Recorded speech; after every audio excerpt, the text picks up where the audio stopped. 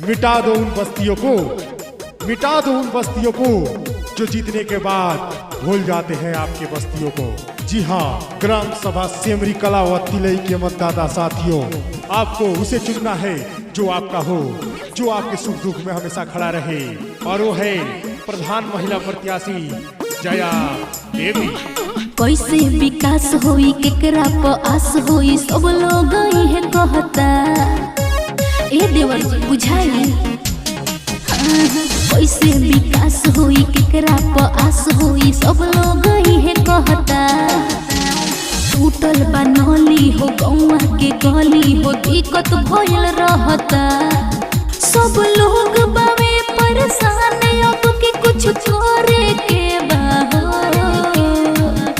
विजय के झंडा लहरावे के बहो भौजी, जया देवी के अब की जीतावे के बहो भौजी।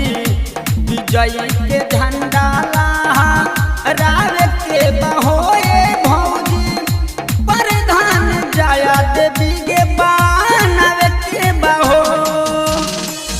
हमने झोपड़े को महल बनते देखा है, दरिया को समंदर बनते देखा है, और एक छोटी सी चिंगारी, उस चिंगारी को आगाज बनते देखा है, और उस आगाज से निकली हुई आवाज, उस आवाज को इनकलाब बनते देखा है। जी हाँ मेरे प्यारे मतदाता भाइयों, सोच समझ के फैसला लेना है, क्योंकि आप एक बार गलती कर चुके हैं, दोबारा न दोहराएं।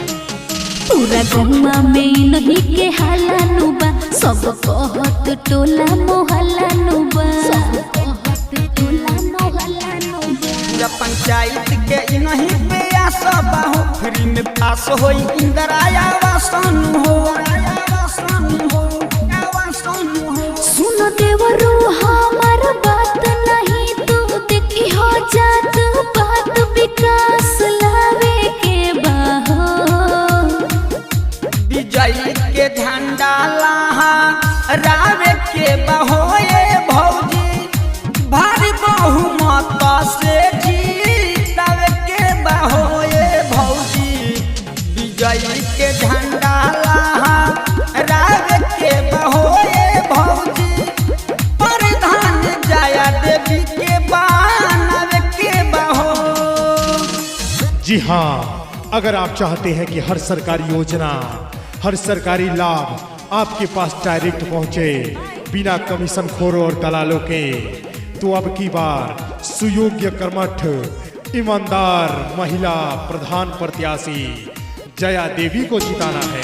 जिला पंचायत के इहे राय बाटे हो, सब करत इहे सलाह बाटे हो, करत इहे सलाह बाटे हो। बनी जहे प्रधान होई दुख दूर हो, बनी राशन कार्ड पेंशन जरूरे नु हो, जरूरे नु हो, जरूरे नु हो।